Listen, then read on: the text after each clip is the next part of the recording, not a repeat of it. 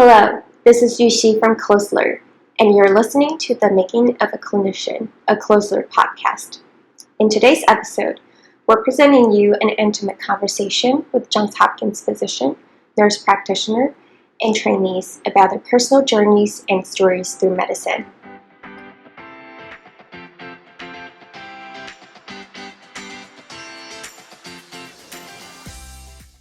Dr. Panagis Galiatsatos is a pulmonary and critical care medicine physician. He's a member of the obstructive lung disease group at Johns Hopkins, oversees the tobacco treatment clinic, and leads the initiative Medicine for the Greater Good, which seeks to forge better connections between medical health professionals and the communities they serve. Dr. Eamonn McCarthy is a current medicine intern at the Johns Hopkins Bayview Residency Program and a recent graduate of Sidney Kimmel Medical College in Philadelphia. His professional interests include infectious diseases, creative writing, and bioethics. In his free time, he enjoys watching old movies with his wife.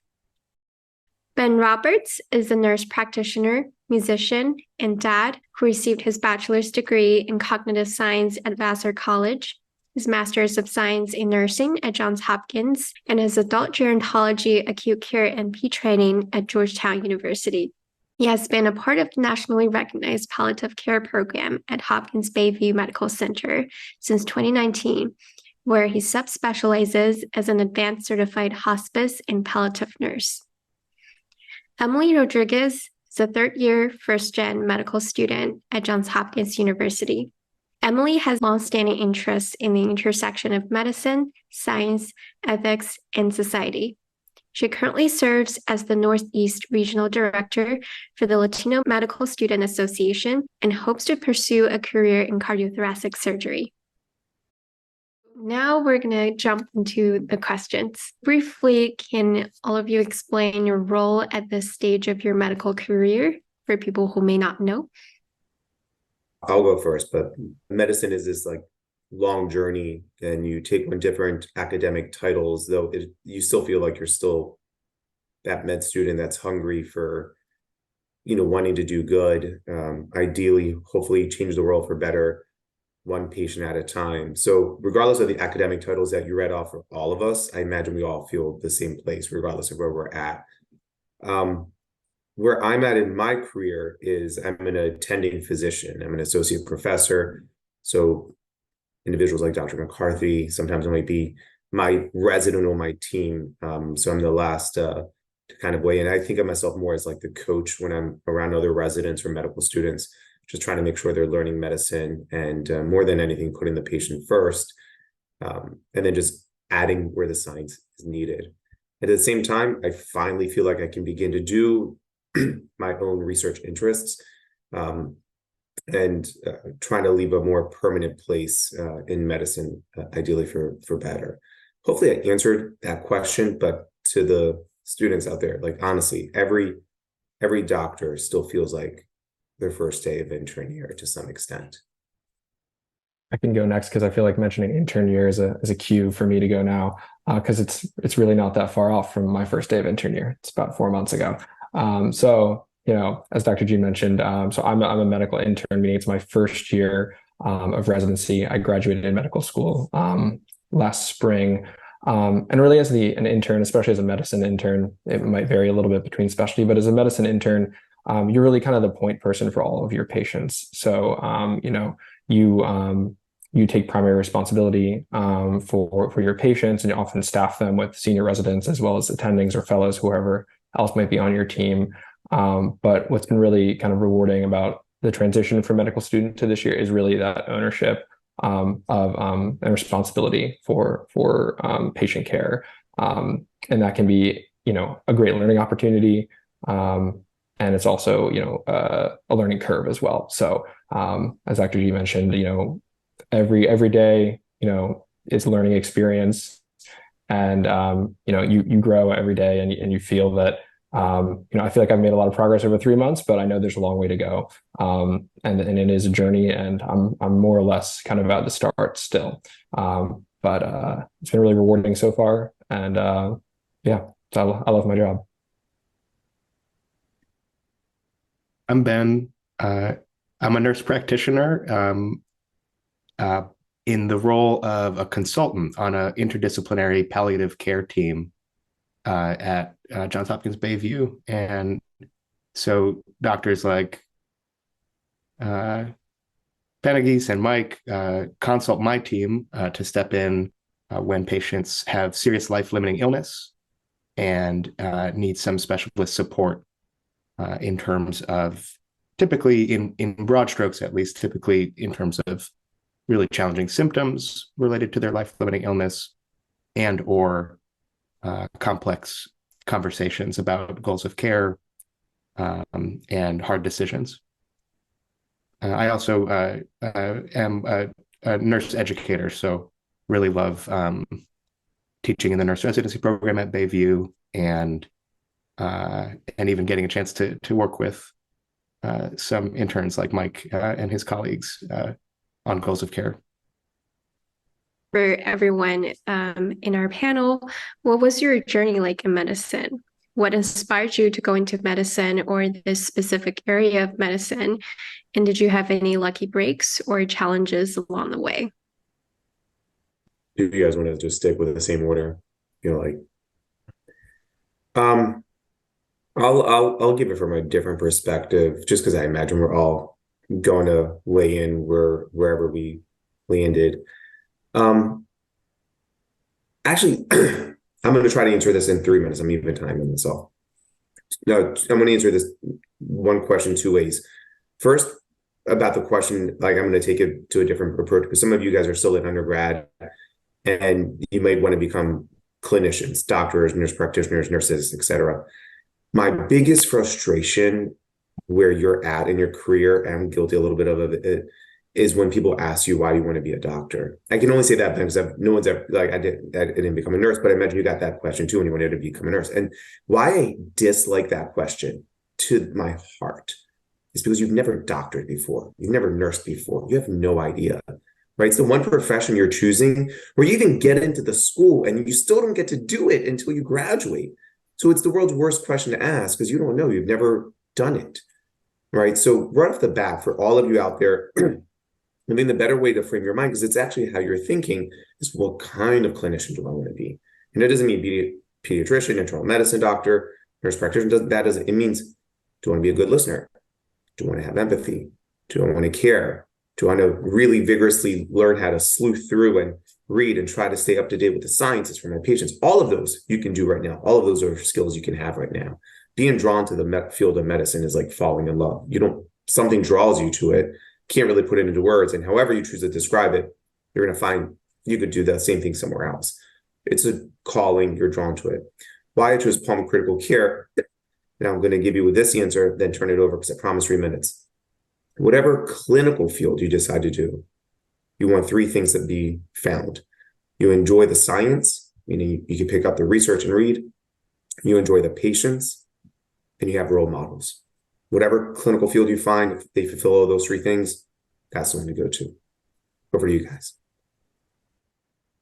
It's following the same order. So to kind of gauge it to a pre-health student audience, I talk about specifically why I chose, kind of why I chose to go into medical school in the first place, or what kind of sparked the interest. So as a undergraduate student, I wasn't a biology major. I didn't think I wanted to do medicine. Nobody in my family that I didn't have a role model of anyone that I knew.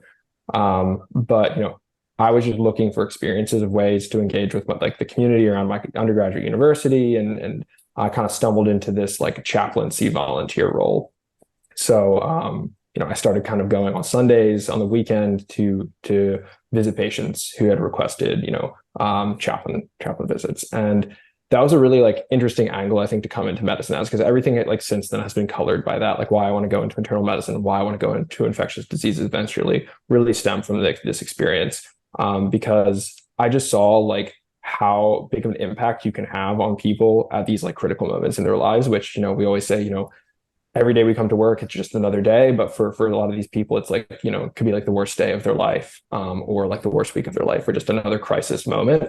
And how little kindnesses and little things that you can do can really make such a massive impact on people. And I think that's really what kind of hooked me into medicine. And I think that I could answer like why I wanted to go into IM and all those things, but it really just comes back to that is like these small, opportunities to impact people's lives, the grand trajectory of their story is offered in our role. And so that's kind of why I initially wanted to go into medicine. For myself, I'm still figuring out my relationship to healthcare and being a nurse practitioner, palliative care specialist. Every day has different challenges and different rewards and different meaning.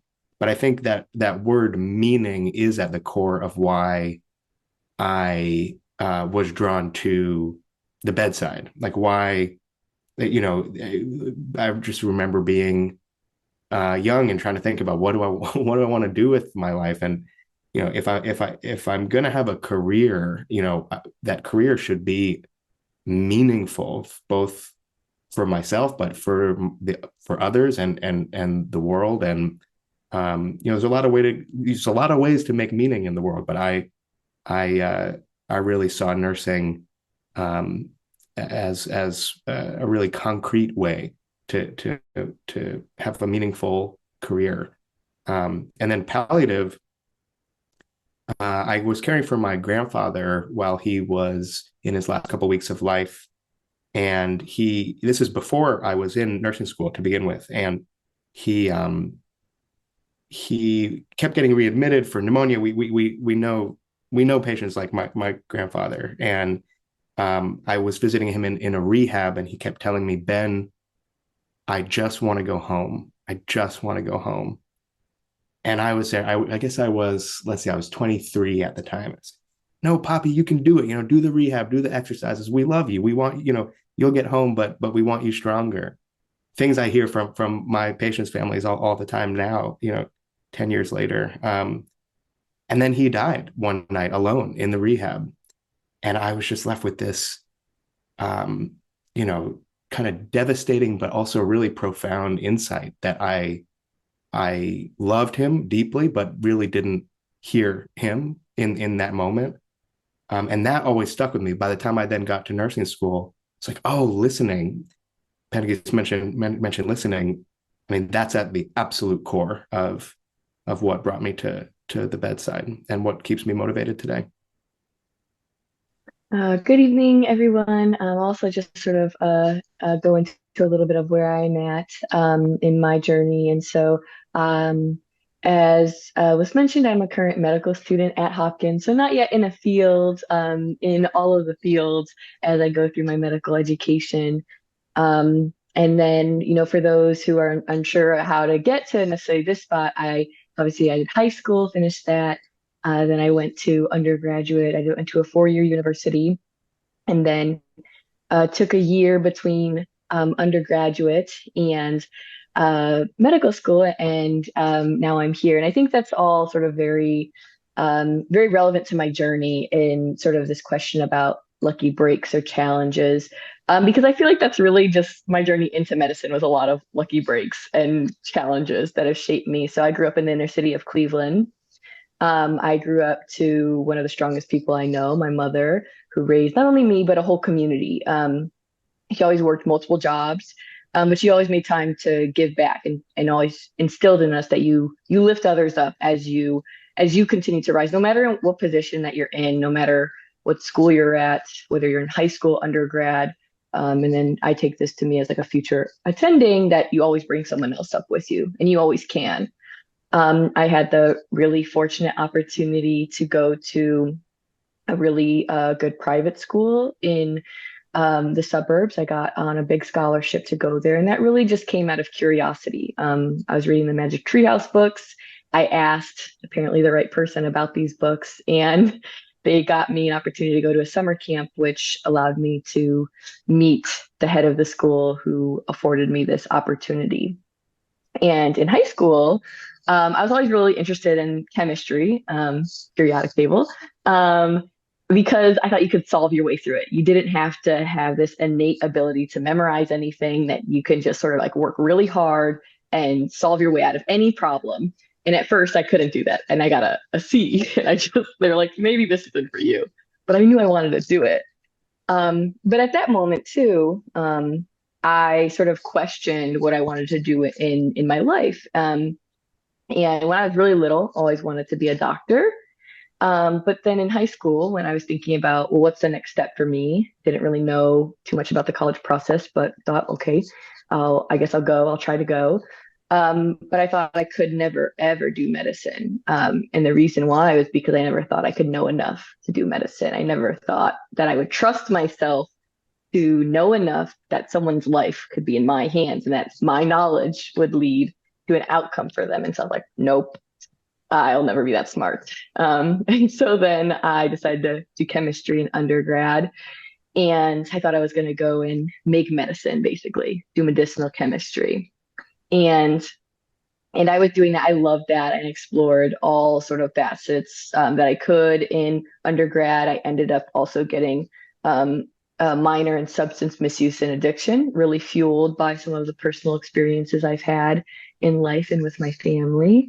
And as I was preparing to go to graduate school, I just had this sort of unyielding urge in me that what I was doing, I don't know if it was going to make an impact. And I don't know if my benchtop work was going to impact someone immediately. I know in the long run, it definitely can, and that's how science moves sort of the world forward. But I wanted to know what I'm doing right now is going to help someone. And so I was trying to figure out, what will that be?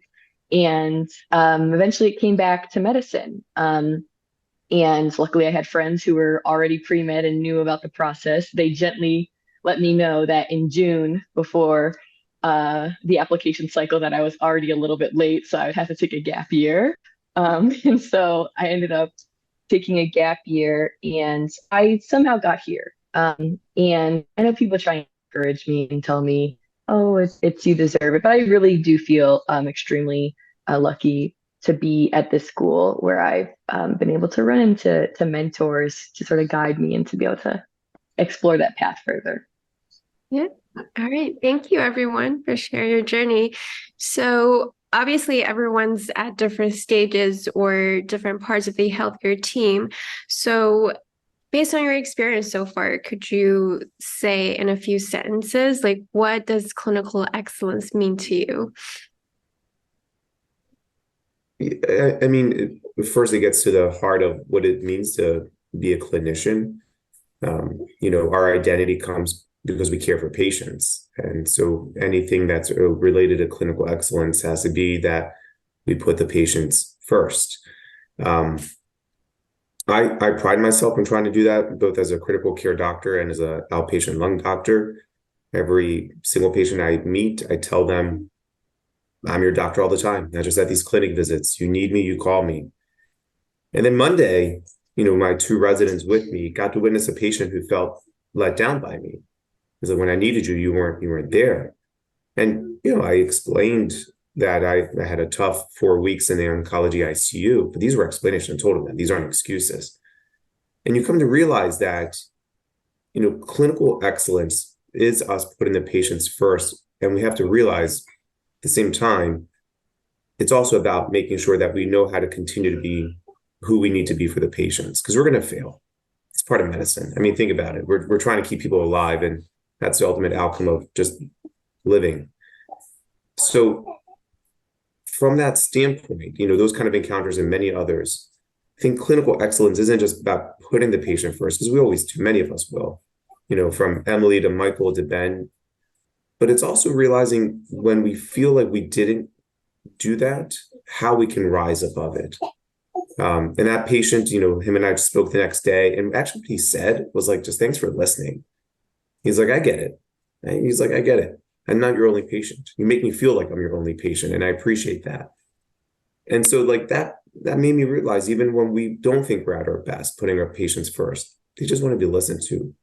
They just want to know that someone cares.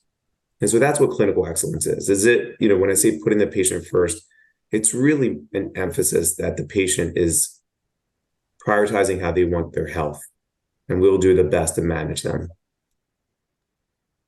Yeah, I mean, I couldn't agree more with what Dr. G just said. And I think that, kind of one of the threads that, I heard there too was this kind of idea of that, like, the term clinical excellence can sometimes give the idea that, like, it's almost like triumphant master clinician kind of vibe, right? And it's difficult to kind of square that with how messy medicine is. And you see that every day. How often we try really hard and fail, and we try to do our best, try to put our patient first, and that doesn't always happen. And one thing that I found to just be helpful in those moments where you feel like you didn't do well or didn't succeed or cure or whatever, is to just like kind of remember, like, what is health? And I think that's a really important question for everybody to answer, is like, what is health? Because we are healthcare providers, but we don't, like, we have to define what that is. And that some people might define that as, just restoring homeostasis. Some people might define that as, abolishing all pain, or something like that, or, something more societal. And I think for me, the way I answer that question is, I want this person who is my patient, whether it's in the hospital or in the clinic, to flourish as much as humanly possible in their given context. And that's like their physical health, that's the health of their community, that's the health of their social relationships and their families. And obviously, like, I can't, control all those things, but from my perspective, what can I do to help them flourish in their context? And I think that, can bring that the intimidating kind of term of excellence to a little bit more of a real level for me anyway. I love that, Mike. That's a really relevant piece of my vision of clinical excellence, in that, my goals with every patient and every family I work with are vastly different depending on the goals of the patient and the family. And that could mean that I'm attempting to advocate that a person who has a very slim chance at a long, healthy life gets very aggressive measures to do what can be done to prolong that life. Or it might mean, to go to the other extreme, that I'm there to help make sure that a patient and their family are as embraced in peace and love, and comfort while they allow death to occur. And like my own visions of, and my own understanding of health for myself and my family is evolving always, and very rarely lines up perfectly with what the patient or family I'm working with holds true to them. So clinical excellence for me then is, how open to this person's story, this person's understanding of who they are and why to live in the first place. Similar, Mike, to what is health. As long, if that's my guiding star, I do feel like I'm at least in the right direction towards excellence. And then just very quickly, two other pieces. If I think about like pillars of clinical excellence, that sounds kind of ivory tower, but on the one hand, like teamwork, being really unabashedly open to where I have weaknesses and strengths, and where somebody else on my team has weaknesses and strengths, and being able to therefore serve the patient better than either of us on our own. That's really important to me.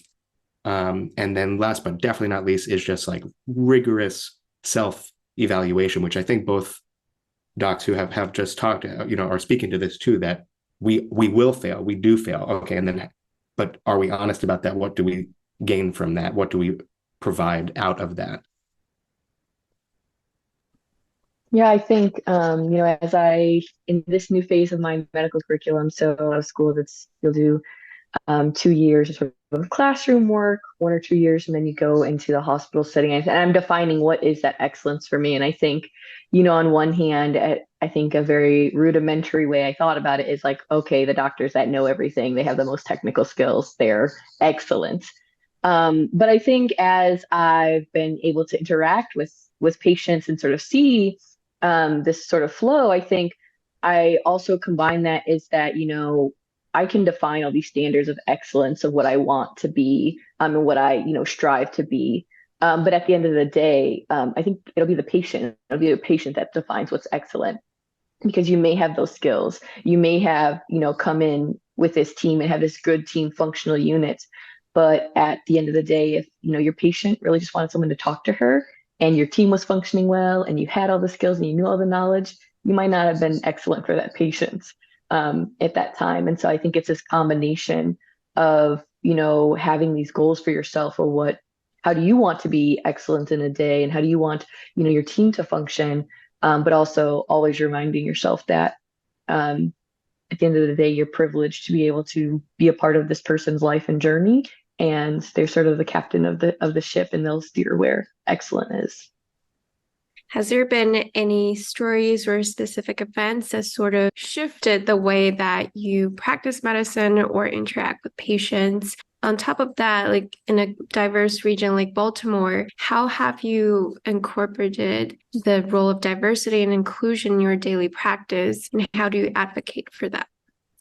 Listening to where Emily and Michael and Ben are in their career as well, I'm also realizing I think I'm the old one here, which is fine. But what I appreciate about Emily, Michael, and Ben, and probably others listening, like going into medicine, it's your foot's on the gas. I mean, yeah, you may take some curves here and there. I mentor a lot of post-bacs. They're great. But it's like this altruistic, you're giving it all, you're giving 1,000%, you're giving it all the time, right? You got friends in their mid-20s, they're often getting married. You're like, I'm studying for step 1. You got friends who are like backpacking through Europe, you're like studying for step 2, right? You're giving everything to it. And I say this because that everything might help you pass a class, may help you pass a test, but it's not gonna, sorry for the little one in the back, it's not gonna save that patient's life. And it was so evident during COVID, where the humanity that we can all preach about medicine was taken away. I don't mean that in a bad way. Like, we did what we had to do. Like, in a moment like that was crises, we made the appropriate sacrifices because we thought it was going to be for a greater good. And being an ICU doctor, I held 147 hands before they died, because all of those family members couldn't make it. And they're like, they can't die alone. Someone's got to be there. 147. And each one was just horrible. The families on Zoom crying. Like, as an ICU doctor, I'm always around death. But I'm very detached from it. Like, I'll go in, I'll pronounce, and I leave. I'll reflect on it when I get home, and it weighs on you. But you got to go through these, right? Because you got to shift, you got to complete, right? We dehumanize ourselves in order to get through the day, right? I remember as an intern, Michael, if they haven't pointed out, but there's a stairwell, it's a great stairwell. It's a good crying stairwell. You go to that one when you're ready to cry. I cried a lot. And during the pandemic and other times, but what I'm alluding to from that is the pandemic made me realize we can't be like that towards medicine. We want to give 1,000%. And I hear that in Emily and Ben and Michael's voice. But at the same time, we got to make sure that we don't lose ourselves in it. And what the pandemic just taught me was like, you're a dad, you're a husband, you're a son. Don't lose sight of that. And so I think, that standpoint, and I'm saying this out loud because your patients appreciate it. When my patients sit with me, like today I had 2 students sitting in with me, and it was so cool. You're talking about her carnival, or her cruise on Carnival. And we're just talking like friends. But you come across like that because the patients want to know a little bit about you, like, who are you? And they love that.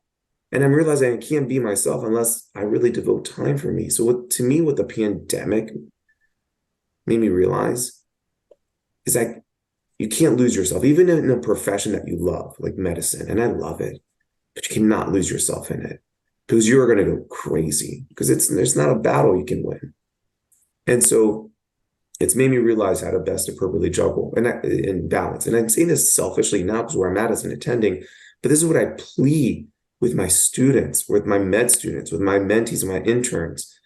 It's like when I interview you for medical school or for residency or for fellowship, I ask a very unique question that it sounds like no one else is asking. I say, you're going to fail in this, whether a test or whether a diagnosis or that will cost a life. What's your way of regrouping? And the students were like, "Oh, I'm going to go study hard." I'm like, "That's not, no. Who do you call? Who are you going to call? You're not going to call the Harrison's principal of internal medicine. You're not calling them. Who are you going to call?" So that's the biggest change. And it's one thing I wish we would change in medical education, because like people feel like unless you're giving 1,000%, unless I'm like studying on a Saturday 8 o'clock, you feel guilt. It's uncomfortable. Emily, right? You feel uncomfortable. You're like, oh, should be studying, right? You're probably thinking about this right now. You're like, can I do some questions in between there are questions? We got to learn. It's a great profession. I love it. I wouldn't change it. But patients want us to be human. The only way to do that is for us to make sure we don't lose ourselves. That's what the pandemic really taught me. I mean, there's so much there. There's so much there. And to take a very, very small little thing that I've changed and noticed about myself for the past few months. And I think if I had to trace this back to a moment, it would be an experience when I was admitting on nights, my first nights block as an intern, which was my second block, so pretty early. And I had a senior resident, Dan Thomas, who some of you might know. And something he just emphasized so much with all of his admissions, admission is when a new patient comes to the hospital, and we kind of do a much more thorough interview and exam, maybe comparative to a day-to-day check-in. And how much he emphasized the social history, which a lot of times we fly by, because, especially coming out of med school, you have like, certain interview questions you always want to ask. You always want to ask the pertinent positives and the pertinent negatives. You want to get those out of the way, but he really like dove into these people's lives. And, I don't know if I necessarily understood that. I was like, what's the clinical value of some of this? That's great, but I only have so much time. I got to go back and write my note and put admissions orders in. Like I'm rushed, I don't have time for this. But, after like spending some time with him, I started doing it, and I noticed that A, I did have time for it, A, and B, it was just so much more rewarding I think for the patient and for myself, like being able to ask like a few like questions and letting them talk to me about like what they enjoy to like day to day to do in their lives, like who was important to them, these like simple questions that people really go off, and you can learn a lot about them with just a couple like simple questions, and how much like that gains their trust, and how much like they stick out as a distinct person to you as a doctor, because like you're like, as an intern, like I mentioned, you're rushed a lot. Like you just want to make sure that you're not like, you're able to see all your patients in the morning before rounds sometimes. But when you're able to like think of this person not as like, oh, that's another person, that's a guy with cirrhosis. Like, when you can think of them as, oh, that's Mr. Jones, he lives over in Patterson Park and he likes to walk with his dog every night. And like, that just like humanizing of them just like is so beneficial, having seen the before and after for myself. And I think for patients, it helps really establish trust with us as, a physician, but also as the healthcare system, which is such a huge problem. And I think we could all agree it's maybe the biggest problem in healthcare right now is a lack of trust. So I think that's one very small thing that I've changed, is spending more time on the social history.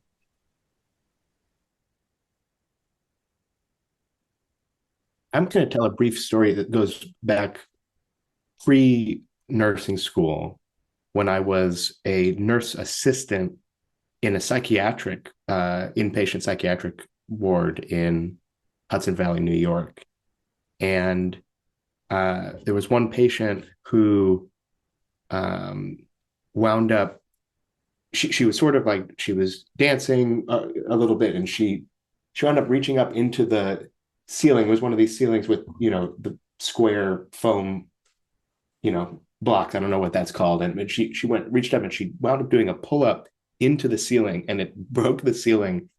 And the aides, like my colleagues, tackled her, physically football tackled her And, they gave her they called it a B-52 at the time. I, later learned what's going on there, and sedated her and brought her to her room and 4-point restraint.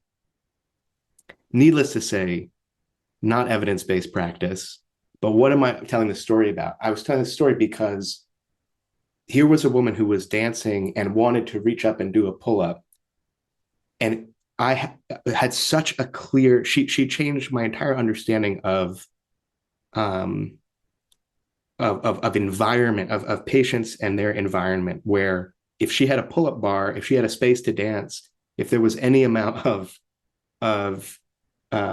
room for her to get some physical energy out, I am confident that she would not have accidentally destroyed part of the room, and then therefore would not have inspired these guys to tackle her.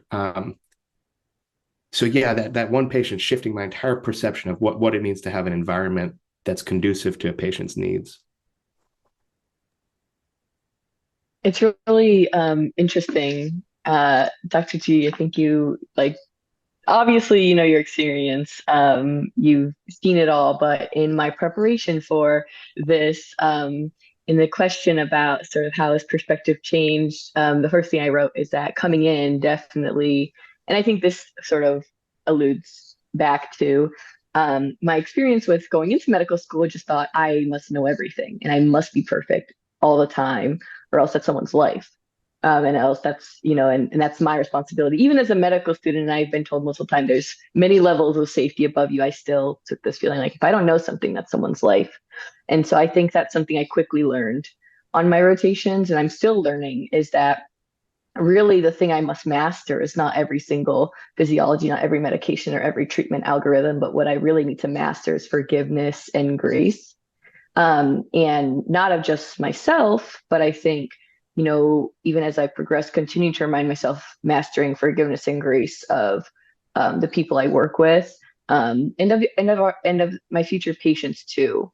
Especially I think in settings where it's like, we might make a recommendation or a suggestion, and then a patient may not do that. And a lot of times they're labeled as non-compliant, but they don't have to comply. That's their life. And it's like, I think that's what I've learned a lot. And I think also it's the amount of trust that people give, even just the medical students, that they really put a lot of their trust of their life into your hands and into your knowledge base and your team's knowledge base. And I think that's just really surprised me. It's honored me and humbled me.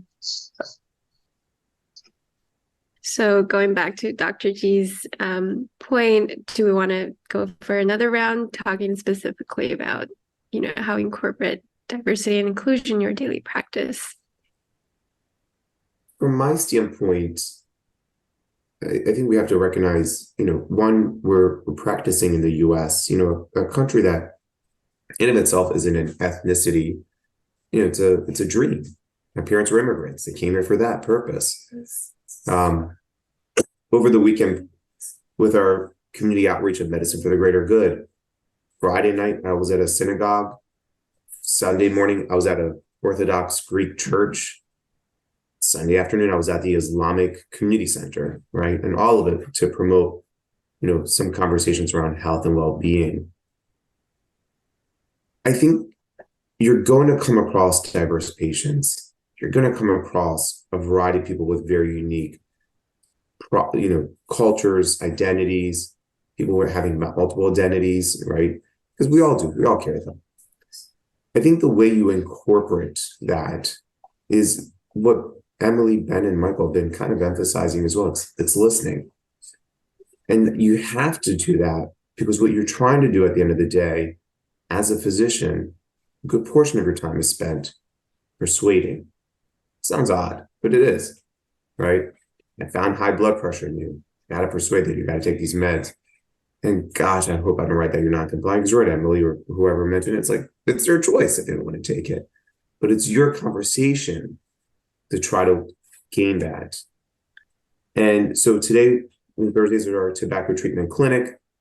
I think what my residents were astonished with is I didn't tell anyone to quit smoking, not a single person. And that's not our goal either. My goal is to understand why they smoke. And it's fascinating to listen to people tell me about this. And then I teach them how to unsmoke, right? Because if they identify as a person who smokes, well, their goal is to become a person who doesn't smoke.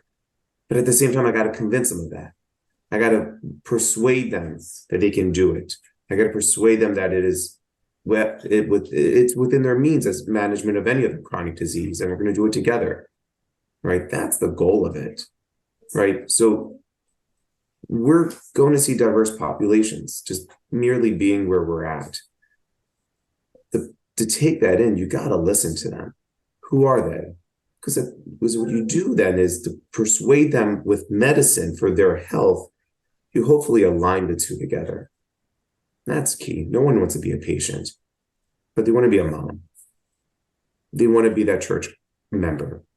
They want to go to the union halls on Wednesday afternoons. It's a diverse group of individuals. You got to listen to them and see how medicine can align with their diversity. I think this is engaging with people of various diverse backgrounds is something that is super important for all of us to learn. And it is also something that is very community-based as well. So I mentioned, I think before, I'm not from Baltimore. I'm new, 3-4 months ago, and I don't know this area. And in med school, I was, it was the area that I was from, and I knew everyone. Somebody could tell me they're from, they went to high school here, or they, had family in this area, and I immediately knew where they were talking about and could relate to them in some way. I probably knew someone who knew someone who knew them, and coming to Baltimore, having to learn, the history and, geography and all these things about the city that is completely foreign to me while I'm also trying to learn how to be a doctor is a challenge, but something that I do try to commit to. And I think that kind of what I heard Dr. G saying too is a lot about there's, especially in this country, there's sort of an idea that everyone is super individual, their own rugged individual. There's this history there, of people being super individualistic and forming themselves and things like that, like bootstraps and all that.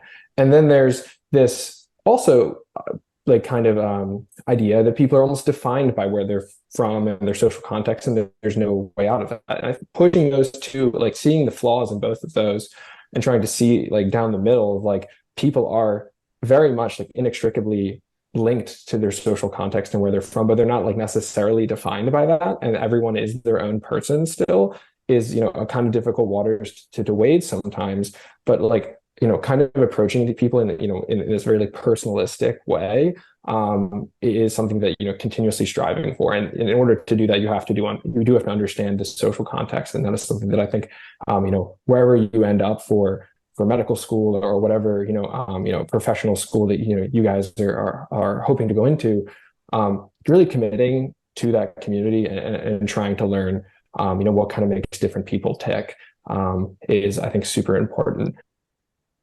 Really value everything you guys are sharing so far. I'll speak to a kind of a slice of diversity in healthcare. So specifically in palliative care, believe it or not, as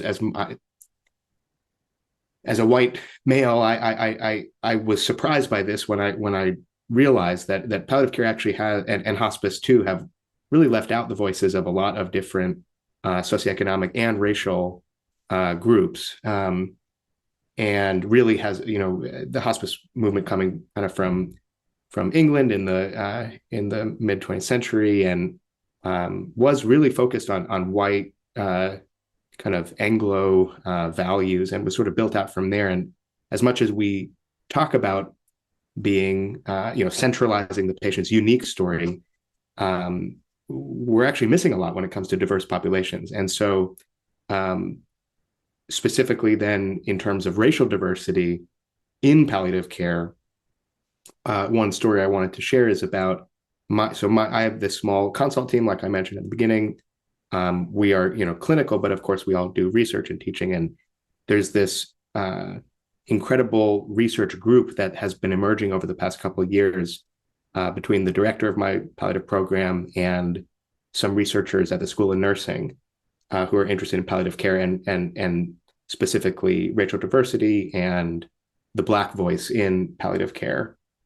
So they're running just a slew of studies they're all ongoing right now. So I can't share anything, definitively, but everything I've been hearing, these are like, they all take on this model of evidence-based co-design. So the participants are helping design the research project and create the research project that they're doing. And it's just so focused on including diverse voices in a field that historically hasn't always done so. My favorite part of this podcast has actually been listening to all of the answers, because I feel like I'm just learning and taking notes on all the answers.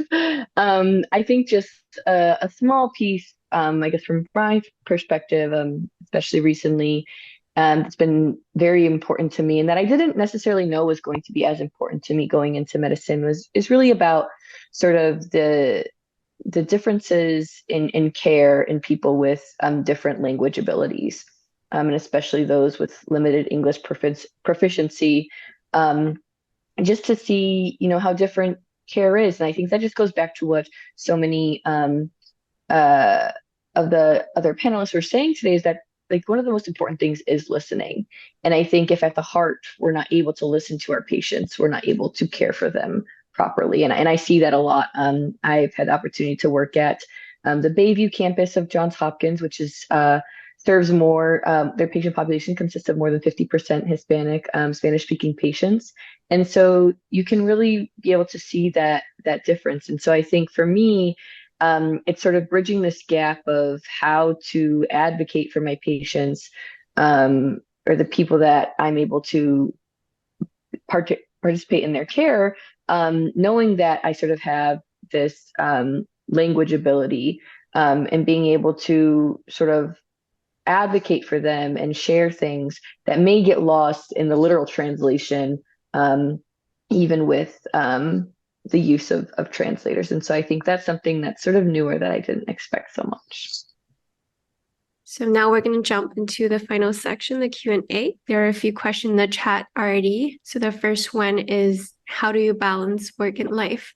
So this answer is going to be different depending where you're at in life. Emily, we've been med students. I have like PTSD in a good way. I don't know if that's a good thing, but it's like, oh man, I always felt like you should be studying. And Michael, as an intern, you're probably like the 1 hour you got free, you decided to be one of our panelists. So good for you, good sir. And Ben, you're working with a great team and you're carrying a lot. And I think the significance about work-life balance, I'm going to tell you guys what I ask people when interview questions is, who are you going to call, right? I emphasized that earlier. Like, what's important to you as you move through this? Medicine is not going to be it. It cannot be it, right? Because you need to know who you are as a human, because that allows you to be a better clinician. And I say this out loud because the balance of work and life, when you're young going through this, that's all you can think about. And then at some point, I don't know when it happens, and I'm sharing this out loud, right? Because you're going to not listen to me as you pursue medicine, as you're an intern year. You're like, why are you asking an intern for work-life balance? It's whenever my chiefs have given me time off. But at some point, you get to breathe. You get to take it in. And at that moment, I would really emphasize you trying to understand what role of life means the most to you. Is it being a son? Is it being a dad? Is it being a friend? And you make those times for it. I mean it. Make those times. Just because you're not reading the article after 5 o'clock, you'll be fine. I promise you. The hardest part of really establishing that equilibrium of work-life balance is shedding, as Emily mentioned earlier, this notion of needing to be perfect. You don't. No one is. And actually, I would say being perfect, you're going to sacrifice being a human. And your patients won't like you for that. So at some point in time, you can finally feel like you can breathe, because I don't want to sound tone deaf to you all studying for MCATs or studying for USMLEs. You're like, Dr. G said I should just talk to, go. No, it's tough to figure it out then, but at some point you will. And all I can say is just make sure you look at who means the most to you. Hobbies, activities, people, pull them in, pull them tight, keep them tight, because you'll lose them at some point in time. And you don't want to regret those moments either. So you balance it because they will force you to balance it. That's the only thing I can say. It's not a percentage. Pulling in the right things will help you do that. Michael, over to you, intern, for an hour tonight. No, it's One and that's until death, man. I'm sorry. No, this is my first day of vacation, actually. This is great. Yeah, the perfect timing, actually. So, I mean, I honestly don't have a whole lot to add to what Dr. G said. I hardly agree that I think that what this question gets at is the idea of burnout, which we all hear about all the time. And actually, as a med student, I did research on burnout. What was kind of my long story short, because I don't want to go into it too much, but basically what I found was that everyone, my cohort, my medical school age group, everyone's main priority, what they're searching for, is not professional success. It's not money. It's not familial success. What people will say that they want when you ask them is they want to be happy. And we're not very good at being happy when that's what we're shooting for, because happiness is a very fleeting, almost like physiological stimulus that we have. And what's going to make you feel fulfilled and you kind of get into this work-life balance thing is what Dr. G is saying. Are you a husband? Are you a wife, a father, a mother, a son, whatever, a member of this specific community? And that's what's going to that is what's going to fill you up, not your job. There's aspects of your job that are rewarding and you do fill you up, but by and large, you need to bring something in rather than if that makes sense. So I think I would just emphasize that as don't look for happiness, look to live a good life, and the happiness will come. Maybe I'll tie that into, and I see another question about from Wyatt. What would you tell your younger self, knowing what you know now about medicine and the journey? And I feel like that's really related to this question about caring for ourselves and balancing our life away from the bedside and at the bedside, which is just to share my journey. I said, okay, I want to become a nurse practitioner, go into palliative care because I want to have a meaningful life, right? But what happened was I met my wife when I was in nursing school. Now we have, 4, 5, 6 years later, we have a 2-year-old son and a son due in a month and a half, and that's my meaning. So it's okay, so I still get some amount of meaning from work, of course, but it's not the so if I could tell my younger self something, I'd say just watch out, keep an open mind, because the meaning you're seeking might not be as simple as doing good for patients. I think I know it's coming to the end, so I'll also sort of answer the last question about maybe not the last one, about finding joy. And it also goes to balance, because I think I sort of have gone through this. Definitely one of those people that I shared that just felt always have to be on it, know everything, or else I'm gonna be the reason why there's not a good outcome. And I think last year in my second year, that really got to me, and I felt I didn't really ever take time off. I was always wanting to study something. Nothing was enough is sort of what the theme of last year was, that there was always more papers that I could try and read. There was more research that I could do. There was more things that I could get involved with. And I realized that you do lose yourself. You lose sort of a lot. You lose your connections with your friends and your family, and you don't really become yourself. And you sort of, continue this cycle where then, because nothing is enough and you want to do more, then you don't get to appreciate any of the things that you do, or any of the great things that may come from the things that you do. And you just continue to look at what's next, because you're not appreciating what's now because you don't know how to. And I realized that, and I'm sort of happy that happened soon, and it might happen again in this long journey that I'm on. But there will come a point when you're faced with yourself in the mirror and you have to take stock of who that is. And so I think that, the beauty of medicine is that there's also a lot of mentorship and a lot of community there to help raise you up when you're not feeling in your most prime time self. And so I think, if I'm going to tell my younger self something, it's, drop perfection now, or like anticipate you will fail and get comfortable with it.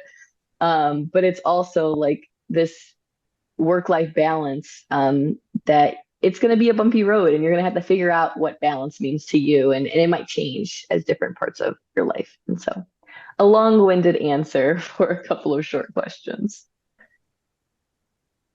Thank you so much, everyone, for this enlightening conversation. And I want to give a specific shout out to Adam and Emily. We're part of the intern family in the CLOSLER podcast, and they've also contributed a lot to this panel discussion. And have a great evening, everyone.